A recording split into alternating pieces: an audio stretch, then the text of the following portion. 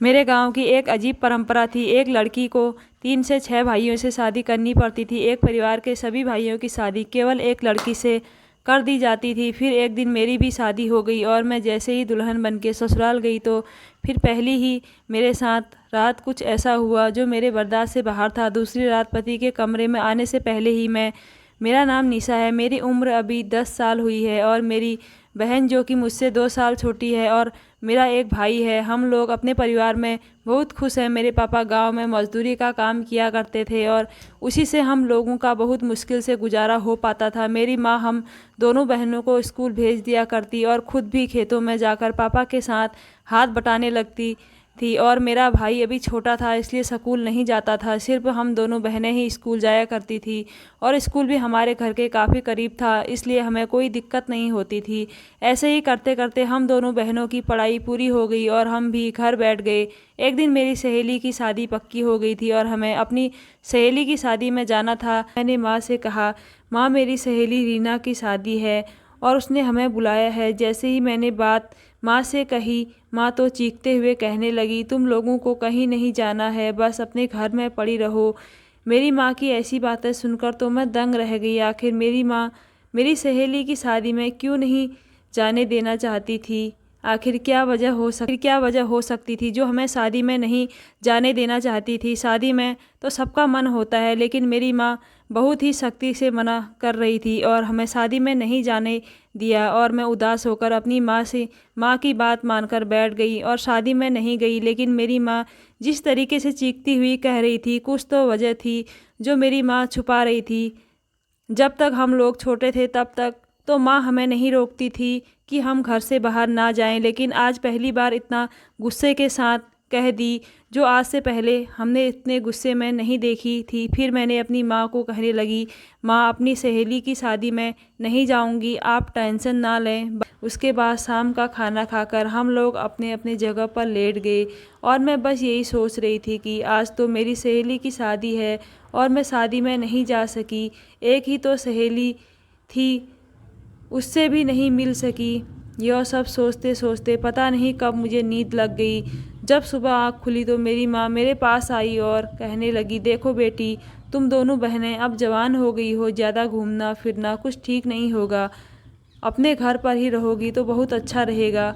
अब मैं अपनी बेटियों को कैसे बताऊं कि इस गांव की एक अजीब प्रथा है जो मैं अपनी बेटियों को इस प्रथा से दूर रखना चाहती हूँ। जब हम दूसरे शहर से इस गांव में रहने के लिए आए थे तब तो हमें इस गांव की परंपरा नहीं पता थे कि इस गांव में लड़कियों के साथ कुछ अजीबोगरीब किस्म की रस्में होती हैं। जब मैं पहली बार इस गांव की शादी में गई थी और मैंने शादी के दिन देखा, उसे देखते ही मेरी तो रूह कांप गई। आखिर यह कैसे हो सकता है? इस गांव के लोग अपनी बेटियों के साथ ऐसा कैसे कर सकते हैं? मैंने तो कभी सपने में भी नहीं सोचा था। अब तो मैं बहुत ज़्यादा परेशान रहने लगी थी। बस मेरे मन में एक ही ख्याल आ रहा था कि हमें इस गांव में नहीं आना चाहिए था। अगर हमें पहले से पता होता कि इस गांव में इस तरीके से लड़कियों के साथ ज़बरदस्ती की जाती है तो मैं अपनी बेटियों को इस गांव में लेकर हरगिज़ नहीं आती। अब तो मेरा दिल बैठा जा रहा था। मेरी भी बेटी अब जवान हो गई थी। बस मुझे यही सोच सता रही थी जब मैं अपने पति को कहती कि अब हमें इस गांव को छोड़ देना चाहिए क्योंकि अब हमारी बेटियां जवान हो गई हैं, अब हमें उसकी भी शादी करनी होगी। लेकिन हम मजबूर थे। इस गांव से हम आखिर जाते तो जाते कहाँ? मेरी 2 बेटी जवान हो चुकी थी और उन्हें लेकर दूसरी जगह जाना बहुत मुश्किल था। बस यही वजह थी कि मैं अपनी बेटियों को किसी की शादियों में नहीं जाने देती थी। बस मुझे यह टेंशन हमेशा रहता कि आखिर कब तक मैं अपनी बेटियों को इस घर में बंद करूंगी। अभी तो फ़िलहाल मैंने अपनी बेटी को बस यह कहकर समझा दिया कि तुम लोग जवान हो गई हो, अब अपने घर पर ही रहा करो, क्योंकि मैं नहीं चाहती थी कि मेरी बेटियों को इस गांव के कोई भी रीति रिवाज पता चले। ऐसे ही करते करते कुछ दिन बीत गए। फिर एक दिन हमारे पड़ोस की बेटी की शादी थी और वह लोग हमें पूरे घर में निमंत्रण दे रखी थी। अब मैं पूरी तरीके से घबराने लगी कि अब मैं क्या करूं। मेरी बेटी मेरे पास आई और कहने लगी, माँ आज तो हम लोग अपने पड़ोस की शादी में जाएंगे ना। अपनी बेटी के मुँह से ऐसी बातें सुनकर मुझे बहुत गुस्सा आया और मैं गुस्से में आकर उसे मैंने एक चांटा लगा दिया। फिर मैंने सोचा कैसे मना करूं कि तुम लोग को शादी में नहीं जाना है। जब मैं अपनी बेटी के कमरे में गई तो वह रो रही थी। फिर मैं अपनी बेटियों को समझाते हुए कहने लगी कि बेटा तुम लोग तैयार हो जाओ, आज हम अपने पड़ोस की शादी में जाएंगे। फिर मेरी दोनों बेटियां तैयार हो गई और रात हुई तो हम लोग शादी में चले गए। आज मेरी दोनों बेटियां बहुत खुश लग रही थी, लेकिन मेरा दिल बैठा जा रहा था कि आज मेरी बेटियों को यहाँ का राज पता चल जाएगा। बस मैं यही सोच रही थी कि शादी होने से पहले ही मैं अपनी बेटियों को अपने साथ लेकर घर वापस चली जाऊं। हम लोग खाना खा चुके और फिर मैं अपनी बेटियों को कहने लगी कि बेटी अब हम लोगों को घर चलना होगा। लेकिन मेरी बड़ी बेटी कहने लगी माँ अभी थोड़ी देर और रुकिए, अभी हम लोगों को शादी भी देखनी है। जब शादी देख लेंगे उसके बाद ही घर जाएंगे। हमारे बगल में एक पड़ोस वाली आंटी खड़ी थी, वह भी कहने लगी हाँ ललिता रुको, अभी शादी देख लो उसके बाद ही घर जाना। अब मैं पूरी तरीके से फंस चुकी थी। अब हार मानकर हमें शादी में रुकना ही पड़ेगा। मेरी बेटी बहुत खुश लग रही थी और जैसे ही बारात आई और दुल्हन मंडप में गई उसके बाद जो हुआ, मेरी बेटी चीखने ही वाली थी। मैंने जल्दी से अपना हाथ उसके मुंह पर रख दिया और उसका हाथ पकड़कर घर ले आई। और मेरी बेटी पूछने लगी माँ ये कैसे हो सकता है, एक लड़की की शादी 3 लड़कों के साथ। अब तो मेरा दिल बहुत घबराने लगा था, आखिर यह सब कैसे हो सकता है, कोई अपनी बेटी को कैसे 3 मर्दों को दे सकता है, ये कैसी परंपरा थी इस गांव का।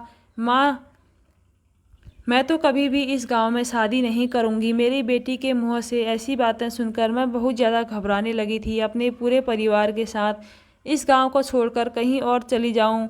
मैंने अपनी बेटी को तसल्ली देते हुए कहने लगी कि निशा तुम टेंशन मत लो, आज तुम्हारे पिता आएंगे तो मैं उनसे बात करके हम सारे लोग यह गांव छोड़कर चले जाएंगे। मेरी बेटी एकदम से बोली हाँ माँ आप ठीक कह रही हो, हम इस गांव में नहीं रह सकते, हमें यह गांव छोड़कर चले जाना चाहिए। हम लोग थोड़ी देर आराम करने लगे। जैसे ही पिताजी घर आए मेरी माँ कहने लगी हम लोग इस गांव में नहीं रह सकते, मेरी दोनों बेटियां इस गांव में सुरक्षित नहीं है, हम लोग यहाँ छोड़कर चले जाएंगे। मेरे पिताजी एकदम से चीखते हुए कहने लगे कि नहीं नहीं, हम लोग ये गांव छोड़कर नहीं जा सकते। अगर हम लोग यह गांव छोड़कर चल जाएंगे तो आखिर कहाँ जाएंगे, हम लोगों का रहने का कोई ठिकाना भी नहीं है।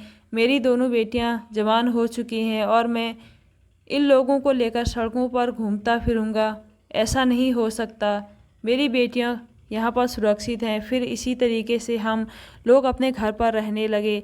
हम दोनों बहनें घर से बाहर नहीं जाते थे। मेरे पिताजी मजदूरी करके हम लोगों का ऐसे ही गुजारा चला रहे थे। एक दिन मेरे पापा की अचानक से तबीयत खराब हो गई और उन्हें अस्पताल में लेकर जाना पड़ा। और जैसे ही हम लोग अस्पताल में लेकर गए, डॉक्टर साहब कहने लगे इनकी तबीयत तो बहुत सीरियस है, इनको अभी एडमिट करना पड़ेगा, तुम लोग 10,000 जमा कर दो। अब तो हम लोगों के पास इतना ज़्यादा पैसा भी नहीं था कि हम अपने पिताजी का इलाज करवा सके। अब तो हम लोग सर पर हाथ रखकर बैठ गए। अचानक से एक औरत हमारे पास आई और कहने लगी अगर तुम अपनी बेटी की शादी मेरे बेटे से कर दो तो हम उसके बदले तुम्हें 10,000 देने के लिए तैयार हैं। अब तो मेरी माँ एकदम से खड़ी हो गई और चीखती हुई कहने लगी हमें तुम्हारे पैसे नहीं चाहिए, तुम चली जाओ यहाँ से, हमें तुम्हारे बेटों से शादी नहीं करनी। अब तो वह औरत भी जाने लगी थी। अब तो मैं सोच में पड़ गई, करूँ तो करूँ क्या। अगर मेरे पिताजी का इलाज नहीं हुआ तो वह जान से हाथ धो बैठेंगे। अब तो मेरा सर चक्कर आने लगा था। मैं एकदम से खड़ी हुई और उसे औरत के पास चली गई। कहने लगी कि आंटी रुक जाइए, आप हमें 10,000 दे दीजिए, हम आपके बेटे से शादी करने के लिए तैयार हैं, आप हमारे घर कल आ जाइएगा। वह औरत हमें अपने पैसे निकाल कर देती और मैं वह पैसा लेकर डॉक्टर के पास चली गई और मेरे पिताजी की जान बच गई। हम लोग अपने घर आ गए। अब तो मेरी माँ अपना सर पकड़ कर बैठ गई। मैं अपनी माँ को समझाते हुए कहने लगी माँ अगर मेरी कुर्बानी से मेरे पिताजी की जान बच जाती है तो उसमें सोचने वाली कौन सी बात है। आप फिक्र ना करें, मैं खुद को संभाल लूँगी। अभी हम लोग यह बातें कर ही रहे थे, अचानक से वो औरत हमारे घर आ गई और दरवाज़ा खटखटाने लगी। मेरी छोटी बहन जाकर दरवाज़ा खोल दिया और वह औरत हमारे घर में दाखिल हुई और कहने लगी कि आज से 10 दिन बाद हम लोग तुम्हारे घर बारात लेकर आएंगे, अपनी बेटी को दुल्हन बनाकर तैयार रखना। ये बात कहकर और मिठाई का एक डिब्बा रखकर वह औरत चली गई। और जैसे ही 10 दिन बीत गए, मैं दुल्हन बनी बैठी थी और हमारे घर बारात भी आ गई। और जैसे ही मैं मंडप में बैठी, मेरे बगल में 3 दूल्हे भी बैठ गए और तीनों के साथ मेरी शादी हो गई और मैं अपने ससुराल चली आई। अब तो मेरा दिल बैठा जा रहा था, ऐसा लग रहा था जैसे मेरा सर फट जाएगा। अब तो पता नहीं मेरे साथ क्या होने वाला था। अब मैं अपने कमरे में जाकर बैठ गई। सबसे पहले बड़ा वाला भाई आया और अपनी इच्छा पूरी करके चला गया। थोड़ी ही देर बाद सबसे छोटा वाला भाई आया, अभी मुझसे बिना कुछ कहे अपनी मनमानी करके चला गया। अब तो मेरी हालत बहुत ख़राब होने लगी थी, ऐसा लग रहा था जैसे धरती फट जाए और मैं उसमें चली जाऊं। अब मेरे बर्दाश्त से बाहर था, लेकिन अब मैं कर भी क्या सकती। थोड़ी ही देर बाद दूसरे नंबर वाला भाई आया और आकर मेरे पास बैठ गया। उसने सबसे पहले मुझे दूसरे नंबर वाले भाई का रवैया बहुत ही अच्छा लगने लगा, क्योंकि उनसे अपने बारे में नहीं सोचा, सिर्फ मेरे लिए ही सोचा। उसके जो 2 भाई थे, बड़ा और छोटा, उन्होंने तो सिर्फ अपनी ही इच्छा पूरी की, मेरे बारे में एक बार भी नहीं सोचा। लेकिन दूसरे नंबर वाले भाई ने मेरे बारे में ही सोचा और मेरे से बात की और चला गया। अब तो यह सब रोज़ का हो गया था, मेरे साथ जानवरों जैसा बर्ताव होता था, लेकिन मैं सब कुछ बर्दाश्त कर रही थी। मैं तो अपना दुख किसी को भी नहीं बता सकती थी। अगर मैं अपनी माँ को बताती तो वो खामोखा परेशान हो जाती, और मैं अपनी सास से कुछ कह भी नहीं सकती थी, क्योंकि वो तो खुद ही 3 मर्दों के बीच में थी। अब मैं इसी तरीके से अपना जीवन गुजार रही थी।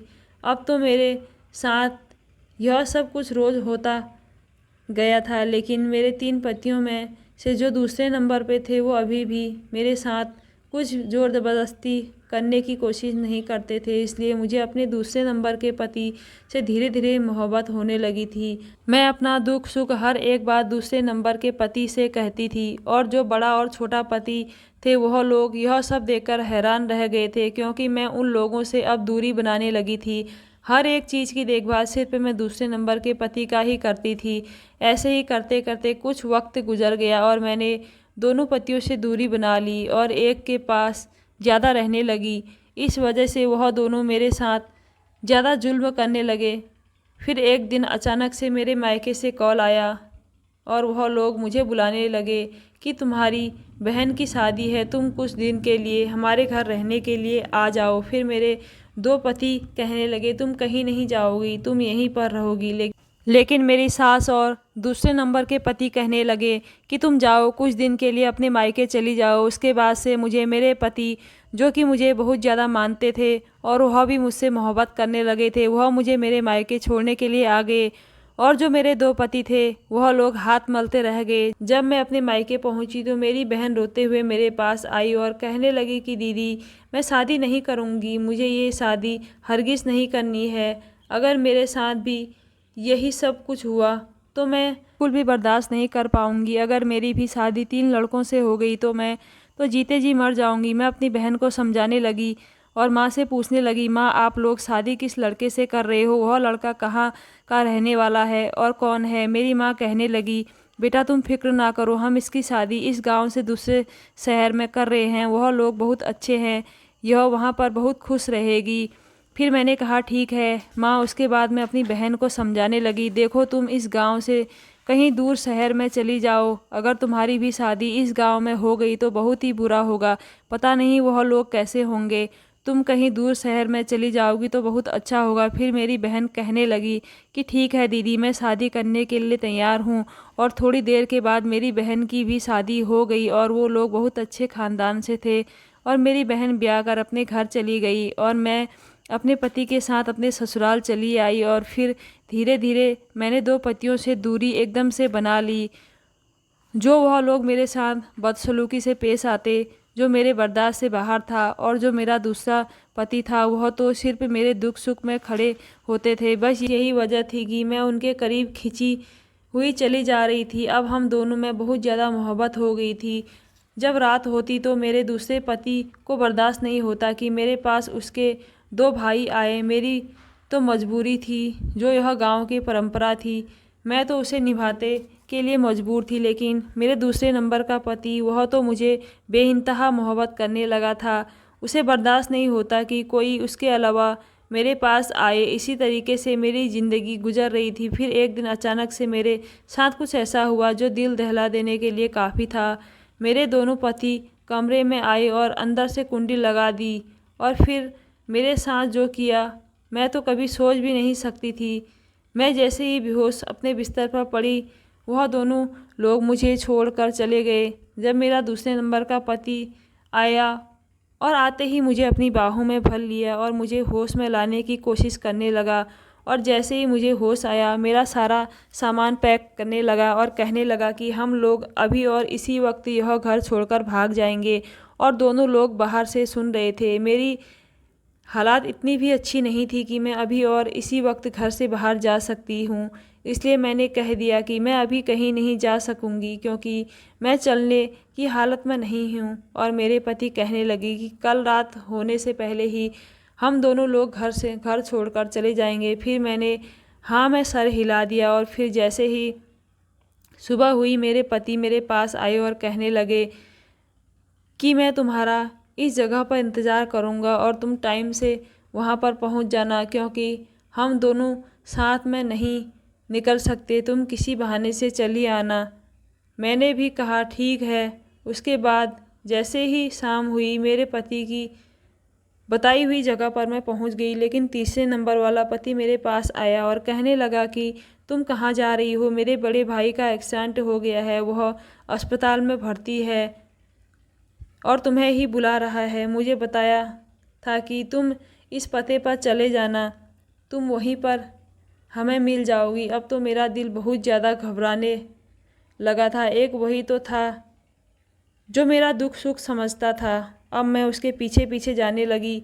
अब मुझे क्या पता था कि मेरे साथ आगे क्या होने वाला है। मैं तो फ़िलहाल चली ही जा रही थी। फिर कुछ दूर पर मेरे दोनों पति खड़े होकर मुस्कुरा रहे थे और कहने लगे, जो तुम दोनों लोग प्लान बना रहे थे वह सब कुछ फेल हो गया। तुम क्या समझती थी कि तुम हम दोनों भाइयों को धोखा देकर घर से भाग जाओगी और हम लोग कुछ नहीं करेंगे? जब तुम लोग बातें कर रहे थे तो हम दोनों भाई वहीं पर खड़े तुम दोनों की बातें सुन रहे थे। अब तो मेरे पैरों तले से ज़मीन निकल गई। आखिर यह सब मेरे साथ क्या हो रहा था? अब तो मैं ऐसी बुरी मुसीबत में फंस चुकी थी कि यहाँ से निकलना बहुत ही मुश्किल था, और लोग मेरे करीब आने लगे जो कि मेरे बर्दाश्त से बाहर था। अब मैं इन दोनों के साथ एक भी रात नहीं गुजार सकती थी। अब मुझे कुछ समझ में नहीं आ रहा था कि मैं क्या करूं। वह लोग मेरे करीब आते ही रहे, लेकिन मैंने फ़ौरन ही उन दोनों को धक्का दिया और मैं भागती भागती एक पुल के पास पहुंच गई। वह दोनों लोग मेरे पीछे पीछे आते रहे। अब उन दोनों से बचने के लिए मेरे पास कोई और चारा नहीं था, इसलिए मैंने फ़ैसला कर लिया कि मैं अब अपनी ज़िंदगी ख़त्म कर लूँगी। वैसे भी ज़िंदा रहकर भी क्या कर सकती थी? हर रात जो दर्द मिलता था उससे तो बेहतर है कि मैं खुद को ख़त्म कर लूँ। मेरे अंदर इतनी शक्ति नहीं थी कि मैं इन दोनों को झेल सकूं। एक बार मैंने अपने परिवार के बारे में सोचा, फिर अपने पति के बारे में सोचा जो मुझसे बहुत मोहब्बत करता था और मेरे साथ ऐसा कुछ भी नहीं किया था जो मुझे दर्द पहुंचा सके। अब मुझे नहीं पता था कि मेरा पति कहाँ है। अगर मैं घर वापस चली जाती तो हर रात वही दर्द मिलता जो जानवरों जैसे सलूक होता है। जैसे ही वह लोग मेरे करीब आने लगे, मैं पुल के ऊपर से कूद गई और अपनी जान दे बैठी। और मेरा जो पति था, जो मुझे मोहब्बत करता था, उसने पुलिस के पास जाकर अपने दोनों भाइयों के खिलाफ़ रिपोर्ट दर्ज करवाई। उसने कहा कि यह दोनों लोगों ने मिलकर अपनी पत्नी का कत्ल कर दिया है। यह दोनों लोगों ने पुल के ऊपर से धक्का देकर जान से मार दिया है। जब पुलिस मेरे दोनों भाइयों को पकड़कर ले गई तो फिर पुलिस ने इंक्वायरी की, आखिर तुम लोगों ने उसके साथ ऐसा क्यों कर रहे थे? फिर मेरे भाई ने जो कहा उसे सुनते ही मैं सोच में पड़ गया। मेरा भाई कहने लगा कि मेरी जो पत्नी थी वह सिर्फ एक के साथ रहती थी और हम दोनों को अनदेखा कर रही थी। बस हम लोगों को बर्दाश्त नहीं हुआ और जैसे ही पता चला कि यह दोनों लोग घर छोड़कर भागने वाले हैं, हम दोनों भाई मिलकर प्लान बनाए, अगर हम दोनों की नहीं होगी तो मेरे भाई की भी नहीं होगी। बस इसलिए उसे धोखे से बुलाकर हम लोग कहीं सुनसान जगह पर लेकर गए और उसके साथ जैसे ही ज़ोर ज़बरदस्ती करने की कोशिश की, फ़ौरन वो वहाँ से भाग गई और पुल के ऊपर से कूदकर अपनी जान दे दी। हमने बिल्कुल भी उसकी जान लेने की कोशिश नहीं की थी। फिर पुलिस इंस्पेक्टर कहने लगा, तुम्हारा भाई भी तो उसे भगाने की कोशिश कर रहा था, फिर उसके साथ क्यों नहीं तुम दोनों मिलकर कुछ गलत किए। मेरा भाई कहने लगा कि मेरे भाई की इसमें कोई गलती नहीं थी, बस उसी की गलती थी, मेरी पत्नी की गलती थी, वही हम दोनों को अनदेखा करने में लगी थी। बस इसी की वजह से हम दोनों लोग मिलकर उसके साथ ज़ोर ज़बरदस्ती धीरे धीरे करने लगे। अगर हम तीनों भाइयों को एक जैसा प्यार करती तो हम उसके साथ ऐसा बिल्कुल भी नहीं करते, लेकिन धीरे धीरे हम दोनों भाइयों को अलग करती चली गई। लेकिन मेरे दोनों भाइयों को सज़ा मिल गई, क्योंकि दोनों लोग अपनी पत्नी के साथ बहुत ही बुरी तरीके से पेश आते थे। यह कैसी प्रथा है जो इंसान की भावनाओं को उलझाकर तोड़ मरोड़ कर रख दे। क्या फ़ायदा ऐसी प्रथा का जो उससे जुड़े सभी लोगों का जीवन बर्बाद कर दे। एक औरत जिसे विवाहित सभी पुरुषों के साथ एक समान प्यार करे, यह कैसे मुमकिन है। वक्त आ गया है कि हर ऐसी निरसत और हानिकारक प्रथा से हमेशा के लिए मुँह मोड़े। समय आ गया है कि हम ऐसी परंपराओं से दूर भागें, ना कि हम इन दलदल में फंसें। धन्यवाद दोस्तों। कैसी लगी आज की स्टोरी? अगर अच्छी लगी मेरे चैनल को ज़रूर सब्सक्राइब कीजिएगा। धन्यवाद।